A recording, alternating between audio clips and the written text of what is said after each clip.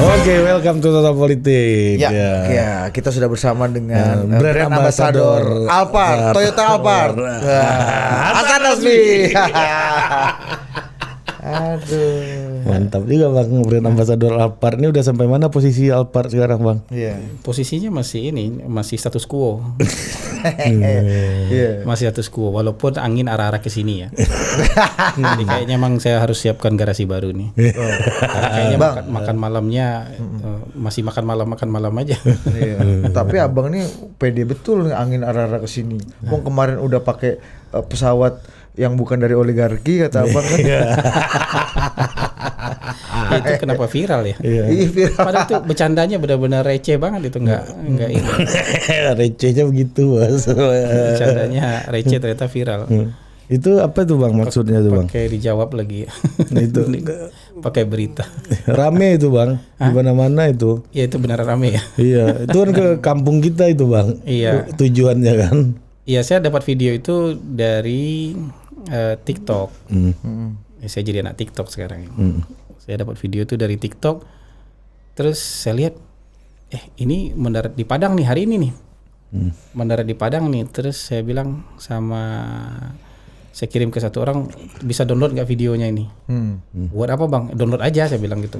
Saya mau posting. Ngapain Abang posting video Anies mendarat di Padang? Tadi nanti saya mau posting saya bilang gitu. Dikasih videonya ya saya posting itu. Sudah alhamdulillah mendarat di kampung halaman saya, Sumatera Barat. Dan ini pasti bukan pesawat pemberian oligarki. Dari Allah. Kalau udah pasti itu bukan, kalau turun begitu kan udah pasti itu bukan pesawat komersial. Ya itu udah pasti private jet kan gitu. Dan yang punya private jet kayak gitu di Indonesia kan bisa dihitung sama jari. Nah, Artinya nggak banyak orang yang punya kayak gitu. Jadi itu kan semacam bercanda aja dan sangat ringan lah, nggak perlu ditanggapi segitu luasnya menurut saya itu. Bercanda ringan yang selesai di warung kopi aja sebenarnya. Tapi karena sensitif mungkin ya, karena sebelumnya narasinya adalah melawan oligarki. Jadi akademisi intelektual itu juga bilang, profesor dari BRIN itu bilang juga Anies itu satu-satunya yang berani melawan oligarki. Nah, kalau konteksnya Kabini saya sebenarnya nggak melawan oligarki, tapi sebenarnya bekerja sama dengan oligarki tertentu. Gitu. ini karena suami Bang. Iya. Ada jam-jam tertentu dia harus pulang dan melapor ke istri. Nggak relevan buat gua. Jadi kalau itu menurut saya tuh ini kan naik pesawat private jet itu bukan sesuatu yang haram lah. Dan buat negara sebesar ini calon presiden kalau nggak naik private jet sakit tipes lah. Iya, mau naik mobil, mau naik apa sakit tipes lah. Jadi private jet itu masuk akal aja. Asal jangan diborong semua. Anti oligarki iya.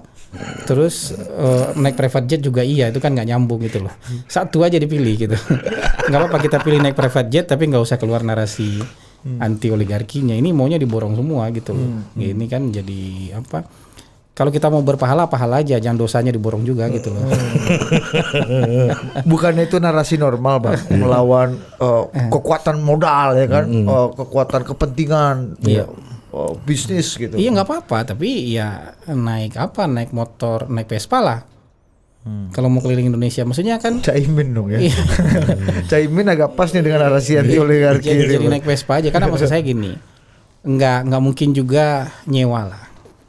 Yang kayak gitu tuh nggak mungkin nyewa lah. Menurut saya itu dipinjamkan lah kan, dipinjamkan oleh oligarki tertentu. Mau dia bilang ini sumbangan dari partai kok segala macam, ya partainya kan juga dimiliki oleh oligark gitu. Jadi itu bukan hanya sekadar oligarki biasa, itu super oligark gitu. Jadi gini, super oligark itu nggak cuma orang sekedar punya uang, tapi dia punya uang, dia ikut serta dalam menentukan politik, punya orang dia langsung yang jadi bupati, jadi wali kota, jadi gubernur, jadi menteri, super oligark lah. Terus narasinya ngelawan oligarki, ditempeleng sama oligarki yang ngasih pesawat gimana? Gitu. Gua itu kayaknya yang ngasih pesawat gitu. Kok lu jadi ngomongin gue? Oh lu anti gua? Atau enggak? Kalau abang ini bukan oligarki, abang ini dermawan.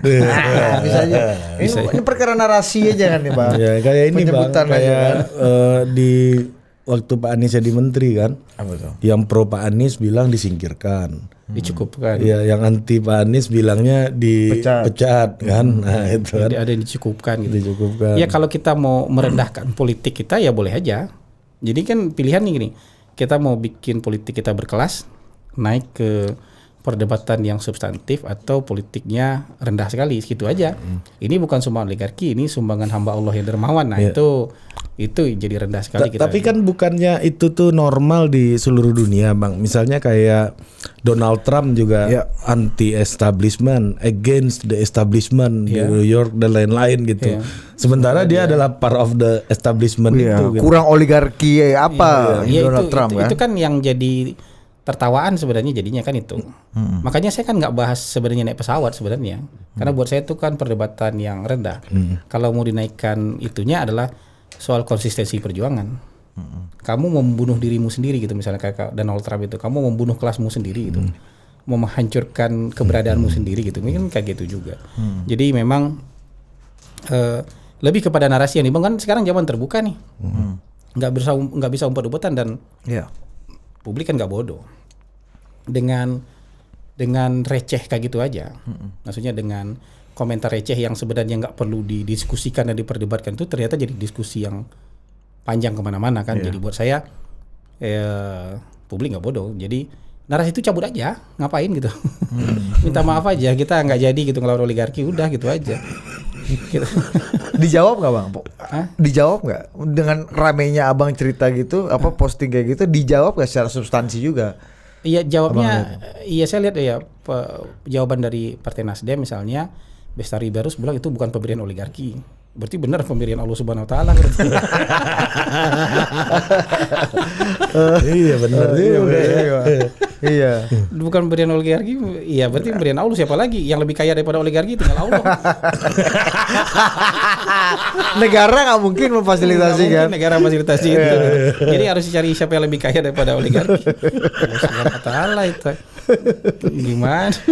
Iya.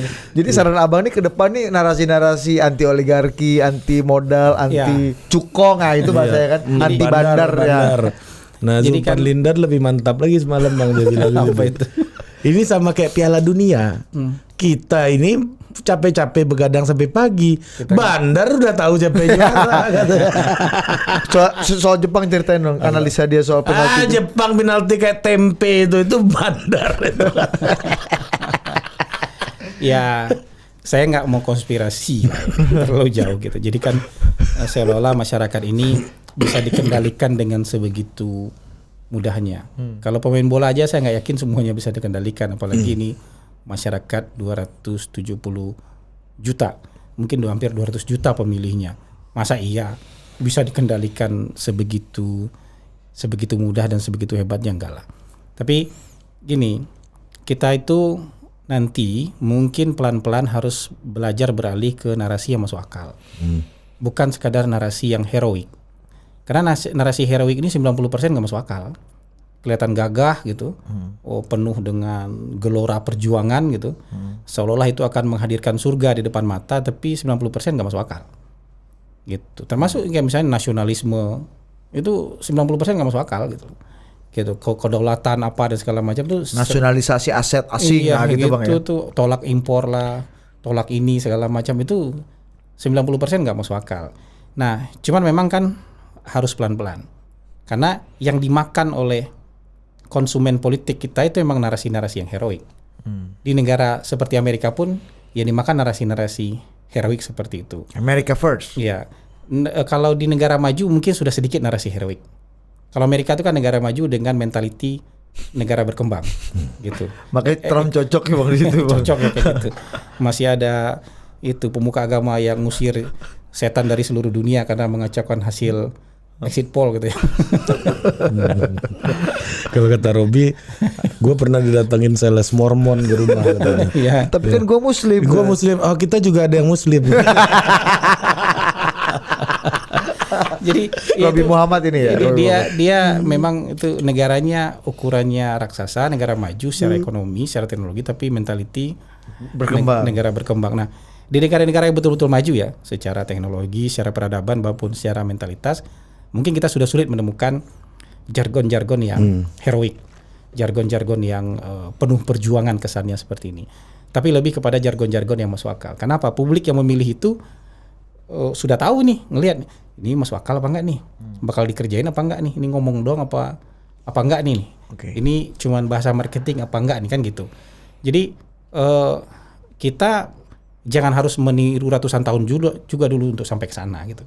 Jadi kalau saya sih yang era-era sinetron sudahlah lewat lah gitu ya. Era-era reality show ya pelan-pelan kita tinggalkan lah. Kita masuk ke era yang lebih masuk akal gitu. Era podcast. Ya kita kan bicara yang masuk akal nih. Bicara yang mungkin belum terlalu besar orang yang nontonnya, tapi sudah ada. Nah, backbone-nya sudah ada. Ini yang perlu konsistensi aja menyuarakan. Kalau nanti itu butuh pemimpin yang masuk akal, tapi kelemahannya memang orang-orang yang masuk akal tuh kayak Bung Hatta. Kayak Bung Hatta, kayak Sahrir itu nggak menggelegar. Kata-katanya tuh coba yang ingat kata-kata Bung Hatta kan nggak banyak. Adalah 1-2 kutipannya tapi nggak sebanyak kutipan Bung Karno kan. Tapi kalau kita hitung secara fair mana yang lebih masuk akal nih? Jargonnya Bung Karno atau jargon Bung Hatta? Pasti lebih banyak jargonnya Bung Hatta yang lebih masuk akal. Secara teknokratis bisa dikerjakan, secara teknis bisa dikerjakan. Kalau Bung Karno kan membahana semua nih, mau gimana Amerika kita setrika, Inggris kita linggis kan. Lonceng kematian imperialisme telah berbunyi. Susah kita mengaplikasikannya kayak gitu. Sama juga misalnya dengan yang dilakukan oleh Sahrir misalnya, nggak menggelegar, kata-katanya itu nggak melegar dan mungkin nggak menarik buat orang. Ya, tapi secara teknis itu masuk akal untuk dikerjakan. Arah bernegara, arah ini dan segala macam tuh nggak 100% pasti, tapi lebih banyak yang bisa dikerjakan dari pikiran-pikiran orang yang tidak heroik. Kalau Tan Malaka heroik nggak bang? Nah, Tan Malaka ini campuran ya. Tapi kelemahan utama Tan Malaka ada agipropnya juga Tan Malaka kan. Kelemahan utama Tan Malaka adalah dia tidak sempat mendialektikakan pikirannya dengan orang lain. Nggak sempat diuji pikirannya karena sembunyi kan, pelarian kan. Beda dengan Bung Hatta, dia tiap hari nulis kolom di debat orang tulisannya. Sahrir menulis tiap hari di debat orang pikirannya. Bung Karno apalagi menulis dan membaca dan memerintah dan berbicara. Marketing. Jadi kalau Tan Malaka itu pikiran yang brilian tapi belum diuji. Jadi pikiran itu untuk sampai di level yang masuk akal itu adalah ketika pikiran itu sudah diuji. Gitu. Tapi kan gini bang ya, kalau kita baca dalam pemikiran terutama di studi politik ya dan filsafat politik gitu ya, itu kan itu retorika kan. Retorika itu sesuatu yang melampaui logika. Dia nggak logis memang, tapi dia melampaui logika karena tujuannya adalah untuk mendorong emansipasi atau menggerakkan orang gitu. Kan tujuannya itu memang. Kalau ideolog, kalau filsuf nggak apa-apa. Macam Rocky Gerung itu nggak masuk akal nggak apa-apa. Nggak apa-apa itu ideolog itu pemikir itu nggak apa-apa. Tapi kalau kita cari pemimpin kan, eksekutif kan ini. Kalau di perusahaan ini kan bukan komisaris utama nih yang kita cari. Yang kita cari kan CEO. Ya CEO itu orang yang paling masuk akal dong. Kalau komisaris utama tuh Dewan Pengawas BPIP ini. Iya, kalau Dewan Pengawas kayak saya ini komisaris di perusahaan nih, nggak ngerti keuangan nggak apa-apa juga, nggak ngerti eksekusi macam-macam nggak apa-apa. Makanya kalau komisaris BUMN nggak ahli-ahli banget nggak apa-apa kan. Tapi kalau direksi harus ahli, harus masuk akal. Gitu. Jadi kan ada juga teman saya yang nggak masuk akal jadi komisaris juga ada kan gitu. Jadi tapi kalau yang direksi harus masuk akal semua gitu loh. Mungkin orangnya nggak menarik secara figur, tapi secara skill, secara kemampuan, secara pikiran itu adalah orang-orang yang make sense lah gitu. Itu punya keahlian untuk ya membuat ini terwujud gitu. Jadi menurut saya memimpin negara konteksnya bukan nyari ideolog lagi kita. Kita mau berebut bonus demografi nih, cuman 10 tahun nih, nggak ada lagi nih yang lain nih. Cuman 10 tahun ke depan ini nggak ada lagi dari momentum 2025, 2035 nggak ada momentum lain lagi nih. Yang di masa kita hidup ya, nggak ada momentum lain nih. Tadi 10 tahun kita harus merebut kesempatan itu. Kita harus cari CEO yang benar, yang ketika tahu misalnya kita kasih 2.500 triliun atau 3.000 triliun nanti dia tahu dia jadikan apa. Kita kasih ini hamparan Indonesia dari Sabang sampai Merauke dia tahu menjadikan apa. Kita kasih ini demografi Indonesia segini, dia tahu mau dijadikan apa. Ini kekayaan alam segini nih, dia tahu menjadikan apa. Ini yang bisa jadi investasi nih, dia tahu siapa yang harus invest di sini. Jadi dia tahu harus diapain ini. Ini karakter CEO menurut saya. Ini bukan karakter ideolog lagi. Teknokratik banget bang. Ya kalau bahasa Mas Budiman Sujatmiko, Pak Jokowi ini terlalu konkret Kalau Pak SBY terlalu naratif. Ya kan? Yang kita butuhkan naratif dan konkretisme. Apalah bahasa gue juga lupa. Futurisme. Jadi gini. Kan tergantung prioritas yang sedang kita anggap mana yang paling besar masalah. Jadi kalau masalah kita sekarang kita anggap yang paling besar, ini skala prioritas nih, nggak bisa semua jadi masalahnya. Kalau skala prioritasnya adalah nation building, membangun rasa kebangsaan, ya mau nggak mau cari ideolog. Kayak Bung Karno dulu. Cari Bung Karno. Cari orang yang seperti itu, yang bisa membuat ya emosi kita itu nyatu lah. Gitu. Integrasi bangsa ini penting lah. Kalau masalah itu yang paling penting buat kita sekarang gitu. Tapi kalau buat kita masalah yang terpenting ke depan adalah masalah ekonomi, masalah pembangunan, masalah kemajuan, termasuk menangkap peluang bonus demografi, termasuk kemudian roadmap untuk menjadi negara misalnya negara keempat atau ketiga terbesar ekonominya 20 tahun lagi, ya kita cari CEO-nya dong. Gitu. Tapi kan ini beda kebutuhan. Cara berpikirnya sangat mirip dengan Orde Baru, Bang. Maksudnya ketika itu ada teknokrat ekonominya ada teknokratnya Pak Soeharto kan, Berkeley Mafia ini kan. Yang di sisi yang lain juga ada yang ITB yang kemudian jadi pesawat terbang gitu. Tapi base-nya on teknokratik semua kan. Kan ada tiga kekuatan kan. Teknokratiknya Berkeley, ekonom UI, satu lagi birokrat nasionalis ya Pak Erlangga lagi, Pak Hartarto.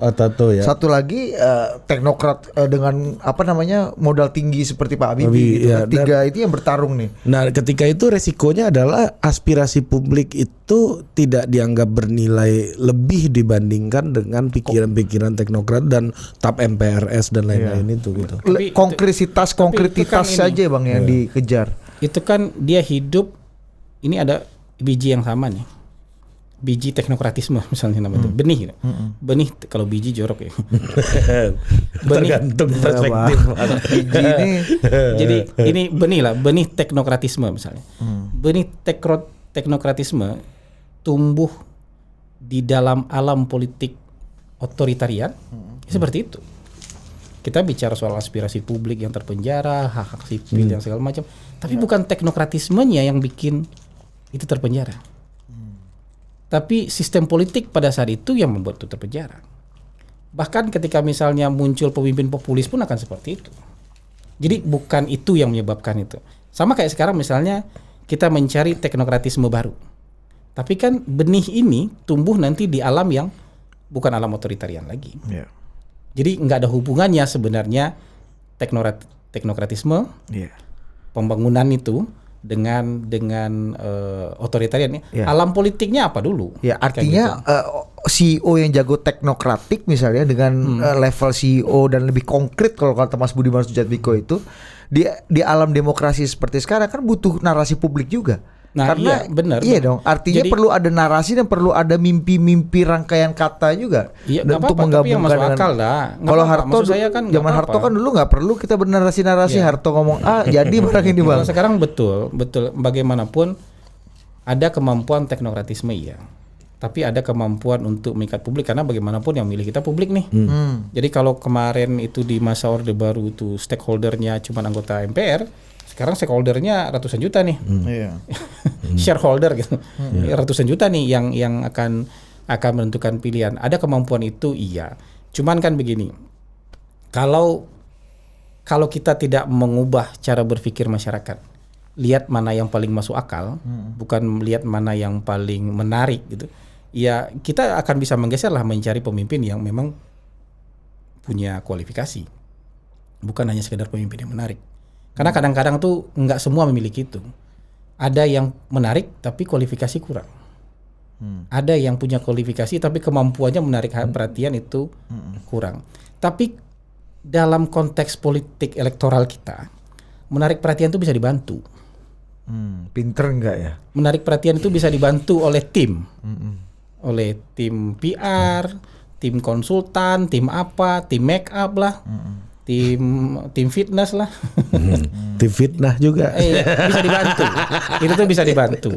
Itu bisa dibantu. Tapi kualifikasinya nggak bisa ditolong oleh orang lain. Kemampuan, skill ini nggak bisa nih Bang. Gitu. Jadi kalau sekarang saya masih melihat misalnya ada jargon-jargon yang populis seperti itu ya langsung saya kritik. Kalau saya sih terserah orang mau suka nggak suka, buat saya pasti kritik karena nggak masuk akal dan nggak mungkin kerjain. Itu tapi aja. Suara Tuhan maunya apa bang? Suara Tuhan maksudnya suara rakyat yang termanifestasi dari survei ini. Maunya apa? Pemimpin yang merakyat dan jago jargon atau lebih konkret dengan rekam jejak? Yang menarik. Jadi pemimpin kita masyarakat kita tuh milih pemimpin masih kayak orang jatuh cinta udah. Selera ya bang. Begitu udah lihat orang cantik menarik, kartu kredit udah dikasih aja tuh. Udah main kasih kartu kredit aja tuh. Mau dibikin boncos, mau dibikin apa, dia ngomong yang penting cantik deh, lu pakai di kartu kredit gue gitu. Ada kawan saya gitu juga bang. Ada jadi level mencari pemimpin jangan disamakan dengan itu lagi sekarang gitu loh. Gitu. Untuk sekedar mencari pasangan aja gitu bisa boncos kartu kredit kita gara-gara soal menarik doang kan gitu. Apalagi soal bernegara nih, kita mau kasih 2.500 triliun misalnya, mau kasih 3.000 triliun nih. Itu baru dalam bentuk APBN gitu. Dalam bentuk lainnya belum nih. Iya kan, investasi dan yang lain-lainnya belum nih, kekayaan alam dan lain belum. Jadi harus cari orang yang mampu lah dan bertanggung jawab, bukan sekedar menarik. Tapi karena banyak juga pengalaman kan. Yang menarik itu nggak tanggung jawab soal uang kan. Begitu dikasih kartu kredit gitu, janjinya cuma beli make up sekaligus beli iPhone, dia kan gitu, bisa begitu. Iya. Bang Hasan tahu banget sama kayak Budi. Bang Hasan aku belajar dari Bang Hasan. Kalau itu jam terbang. Nah tapi kan ini bertentangan dengan realitas bang. Suara Tuhan ya. Kan abang pernah bilang juga ide itu selalu kalah sama realitas. Loh, iya ide kalah dengan realitas, tapi realitas yang disebut itu kebutuhan loh. Bukan kalau realitas hari ini misalnya gini. Kalau kebutuhan kita buat makan dan hanya orang ini yang bisa kasih kita makan, tapi sementara kita benci sama orang itu, kita mungkin kalah loh. Ya kita ambil aja makannya. Itu kebutuhan, itu yang dimaksud realitas itu kebutuhan. Tapi kalau hanya sekedar realitas keadaan gitu, sesuatu yang bisa kita ubah, ya kita bisa ubah lah. Ini kan bukan kebutuhan. Jadi konteksnya ini itu kan, yang paling tinggi ini, jadi ini tiba-tiba jadi kebutuhan kan enggak? Itu kan bisa diubah. Kayak nyapres harus didukung parpol, ya itu kebutuhan. Itulah gunanya gitu. Desain politik ini ya, menurut abang ini. Lagi agak. Bang, tapi ini kembali lagi misalnya nih kebutuhan dan realita. Tadi abang bilang contoh Amerika, negara maju dengan mentalitas berkembang. Makanya Donald Trump nih hidup berkembang biak, banyak juga penggemar di sana kan. Tapi udah kayak nabi dia. Iya, terus abang bilang ini kan agak beda dengan negara-negara maju lain yang secara peradaban sudah sangat panjang, modern, macam-macam. Kayak Jerman dan Perancis gitu misalnya. Tapi kan kita lihat bang, misalnya di Perancis sendiri ada Marine Le Pen. 3 kali pemilu 2012, 2017, terakhir 2022. Sekarang naik terus dia. Angkanya eksponensial naiknya bang. Artinya kebutuhan orang, dan itu sangat sayap kanan kan, dari partai sayap kanan. Artinya kebutuhan orang untuk di ego maki-maki dan ego nasionalistiknya itu dipenuhi, itu makin lama makin tinggi. Bahkan di negara yang maju dan peradaban kayak itu tuh maksudnya di negara maju pun selalu ada. Kalau diumpan dikasih makan itu tuh memang selalu hidup. Di Italia kan yang menang yang nggak begitu. Yang Perdana Menteri muda perempuan dari Italia itu kan yang sayap kanan, yang harusnya di negara kayak gitu nggak hidup lagi gitu. Menang. Harusnya Berlusconi aja, Forza Italia gitu. Ya memang itu lagi gitu. Atau Modi di India ya. Modi di India misalnya kayak gitu. Kalau misalnya kita abai nih, kita akan kembali lagi, karena itu bukan fitrah dasar, itu ada dalam diri kita tuh. Keinginan untuk egois, keinginan kita untuk selfish, berpusat hanya pada diri kita, menganggap kita yang terbaik, kita yang utama, orang lain tuh numpang aja. Itu kan selalu ada. Nature-nya tuh selalu ada. Ras unggul ya. Atau ras unggul lah, apa segala macam itu kan akan selalu ada. Tapi kalau itu dikasih kesempatan buat diumpanin terus tanpa dilawan, itu hidup lah. Maksudnya itu akan hidup. Cuman kalau kita lihat kan di sebagian besar yang menang-menang dan yang sudah stabil itu, yang maju-maju stabil itu kan nggak berdebat soal itu lagi. Sudah nggak bertengkar soal itu lagi gitu. Tapi yang dipilih yang itu. Nah, memang ada pertumbuhannya berarti, tapi ruangnya lebih sempit di negara maju ketimbang di negara-negara berkembang. Kalau gitu negara berkembang bisa langsung menang. Kalau Le Pen 3 kali aja belum tentu menang kan. Walaupun nanti keempat kalau misalnya Macron udah nggak ada lagi, mungkin bisa dia. Sebenarnya di Australia ini kan juga ada One Nation Party-nya itu si Pauline Hanson itu kan juga juga eksis gitu loh yang kayak gitu-gitu. Kalau cuman sekedar eksis sedikit tuh bagus, nggak apa-apa gitu. Tapi dilawan, narasi itu dilawan. Jadi masyarakat tuh sebagian besar kita alihkan pikirannya menjadi jalan pikiran yang masuk akal. Bukan jalan pikiran yang ego tadi itu. Ya artinya negara maju sendiri juga punya problem yang nggak jauh beda bang. Mungkin quantity dan levelnya aja kan beda. Ya menurut saya frekuensinya jauh beda lah. Frekuensi, volume jauh beda lah gitu. Dan ketakutan orang untuk membiarkan orang ini menang itu tuh besar. Kayak gitu. Harus dimulai dengan pesawat persembahan Allah Subhanahu wa taala ini ya. Itu lucu banget. Lucu banget. Receh Enggak receh itu, Bang. Itu kayaknya itu saya posting saya tidur lagi apa terus begitu bangun rame ternyata. Ada tuh orang jualnya. Tukang sayur. Nah berarti gimana bang? Ini balik ke ide soal teknokrasi tadi ya. Dalam konteks demokrasi itu gimana bentuknya ketika ya abang kan selalu bilang kalau nggak mau ada polarisasi ya nggak usah Ganjar sama Anies yang maju gitu kan. Artinya kita ada dihadapkan dengan polarisasi dengan kebencian, algoritma dan lain-lain gitu ya, yang mana kita terasosiasi dengan preferensi kita gitu, echo chamber masing-masing. Dan ide-ide teknokrasi ini gimana cara ngidupinnya dalam alam ekosistem politik yang kayak gini nih? Nggak tahu sebenarnya caranya kan. Ini kan mau nggak mau kan diskursusnya harus dibuka loh. Gimana caranya ini supaya jadi pikiran orang rame-rame kalau diskursusnya nggak berani ada yang buka. Maksud saya, dan saya memilih posisi itu. Saya memilih posisi itu yang nggak mau ke salah satu bagian dari populisme ini. Karena ini buat saya ini akan berbahaya. Ini kita terjerembab dalam lubang yang sama untuk yang kelima kalinya kalau ini terjadi lagi tahun 2024. Kalau orang tua kita bilang dulu keledai nggak jatuh di lubang yang sama 2 kali, kita mau 5 kali. 5 kali itu sejak 2012 putaran 2. Udah main isu ini nih. Ya kan? Skalanya masih lokal ya. Tapi 2014 skalanya nasional. 2017 kejadiannya di tingkat lokal tapi skala pembicaranya skala nasional. 2019 masih cerita yang sama. 2024 5 kali ini. Itu keledai ketawa. Gantian aja kita. Kalian sekolah jadi begini kita. Gitu. Tapi kan kalau kita ke anak kita, kalau anak jatuh kan ayo diri lagi gitu. Iya. Diri lagi sampai dia kuat bang. Tapi kan kita bukan anak yang jatuh. Taruhannya apa? Anak jatuh taruhannya nggak ada. Kita vaksin aja booster sampai 4 kali bang.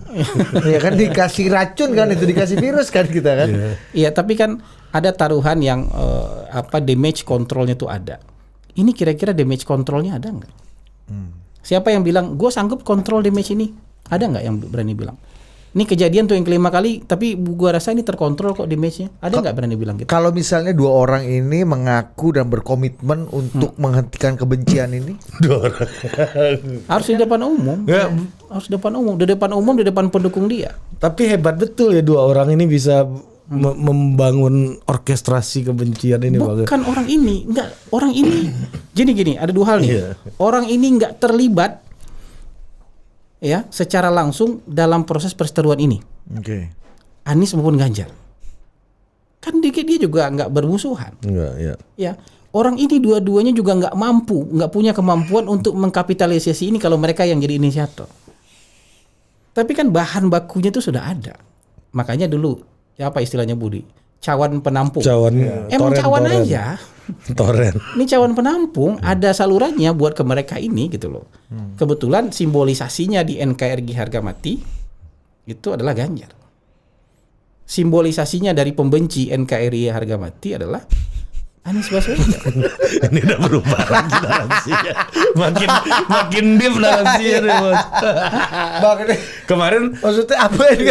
ya mencintai Jokowi, yang anti Jokowi. Sangat membenci Jokowi, Ini dan narasinya- sangat mencintai Jokowi. Ini udah berubah nih. Karena kesini-sini Ini juga kelanjutan Jokowi dan ingin tidak berlanjut lagi Jokowi. Ini baru lagi deh. Ya, kenapa? Karena memang Kenapa NKRI di bawah-bawah, Bang? enggak kan slogannya di sini, orang yang tidak suka dengan Anies itu slogannya NKRI harga mati. Nah, kita nih semua harganya fleksibel lah, tapi untuk kebaikan bersama, win-win solution di tengah ini gitu. Veronica Koman. Nah, jadi ini cawan penampung kebencian. Mereka pertama tidak terlibat secara langsung dalam proses maupun menginisiasi ini. Langsung enggak. Mereka berdua juga enggak punya kemampuan untuk memobilisasi ini, enggak. Tapi mereka ditumpangi oleh ya kelompok ini, kelompok dua yang berseberangan ini. Dan itu sur. Hah? Mereka sur. Dan mereka senang karena tiba-tiba ada popularitas tinggi. Nggak ngapa-ngapain loh. Siul-siul aja tiba-tiba hampir 20% di sini. Di sini juga siul-siul hampir 20%. Yang lain udah turun ke lapangan, tetang-teteng 1%, 2%, udah apa segala macam 1%, 2%. Yang ini terima beres aja. Tapi menjadi cawan itu kan butuh skill juga, Bang. Iya, itu kan butuh kerja keras dan butuh aklimatisasi Nah, iya, nih loh kalau sampai akhirnya lu dijadikan cawan Kalau itu aspirasi. ada kan misalnya jadi sosok siapa yang paling mirip untuk ini, siapa yang paling bisa kita jadikan representasi untuk ini. Itu udah jadi logika kelompok biasanya kayak gitu. Sama kayak di sini siapa yang bisa kita jadikan representasi untuk ini. Sama kayak misalnya di Sudan itu ada namanya Jenderal Umar al-Bashir. Jadi Partai Islam Sudan waktu itu pimpinan Hasan Turobi itu nyari figur nih. Kita nggak bisa, kita kalah mulu nih kalau bentrok sama militer, kita kalah mulu nih. Kita harus cari figur jenderal yang bisa di-Islam-Islamkan. Ketemulah sama figur ini. Dia nggak Islam-Islam banget juga, tapi ya dia mau. Prabowo maksudnya. Dia mau itu namanya Sudan, Sudan. Ya, Sudan. Dia mau namanya Jenderal Umar Jenderal al-Bashir kayak gitu juga. Di Mesir itu kan Asisi Ya, itu juga Asisi. begitu. Lawan IM. Ya awalnya dia ditopang, disupport, dicari figur tentaranya siapa yang bisa di-Islam-Islamkan. Jadi dia penampung aja. Nanti udah selesai dianggap ini nggak berguna lagi, dia babat habis. Karena Hasan Turobi tadi di penjara akhirnya sama si Umar al-Bashir. Oh gitu. Dan kembali ke ini lagi. Iya. Moderat lagi gitu. Ini si Asisi dia hukum mati itu, Mursi. Tokoh Ikhwanul Muslimin yang naikin dia sebagai tokoh pemersatu. Jadi mereka nggak sadar ini kan kelompok ini nggak sadar akan kejadian seperti itu. Tapi ya sudahlah gitu. Nah kita nggak mau berdebat terlalu jauh sampai ke sana. Udah di stop aja kerannya dia. Mereka nggak usah dikasih saluran menurut saya. Karena menurut saya itu lebih praktis untuk sampai ke 2024. Waktunya nggak panjang. Kalau pendidikan, dakwah, pencerahan 2024 udah keburu hancur kita. Maksudnya lebih cepat meledak daripada kemampuan itu kecepatan untuk meledaknya mungkin jauh lebih cepat daripada kemampuan kita untuk memadamkan sumbu itu sebelum sampai ke hulu ledak itu. Literasi ini nggak akan mungkin menahan kebencian yang terus bertumbuh ini, Bang. Berapa puluh tahun kayak gitu. Berarti dulu kalau Gus Dur lama juga berkuasa. Itu dipotong ya. Ditit. Bang, tapi ada juga Biar ada penasaran. Gue mari nih selalu mendiskusikan ide yang agak extraordinary lu ini, Bang. Di banyak forum ya kan, dan tentu saja jawabannya berbeda-beda. Ada yang bener juga, ada yang sama sekali nggak setuju bahwa pertama orang dua ini nggak akan punya komitmen kebangsaan yang sama kok dua orang ini untuk tidak mengeskalasi kebencian. Itu pertama. Yang kedua, apakah dengan membabat dua orang ini tidak akan menghentikan kebencian? Karena pasti kebencian ini akan mencari cawan-cawan baru. Cawan-cawan baru. Cawan-cawan KW1 gitu. Mungkin. Cangkok setek batang baru ini, Bang. Itu kan perlu chemistry dua pihak. Makanya tadi, Bang, kenapa ini bisa? Bang, kan butuh skill. Sebenarnya nggak butuh skill, butuh chemistry. Dapat mereka chemistry-nya. Oh, gitu. Butuh skill juga, butuh menjadi cawan ini, Bang, nggak butuh chemistry. Bingung deh. Dia butuh chemistry, mereka kan butuh chemistry gabung. Tapi gimana dalam politik nih penentuan chemistry ini gimana Bang? Ya memang nggak ada rumusnya, tapi kita pikir kalau selain dua orang ini, chemistry-nya terhadap pertengkaran ini nggak terlalu lekat lah. Bahkan event Pak Prabowo sekalipun.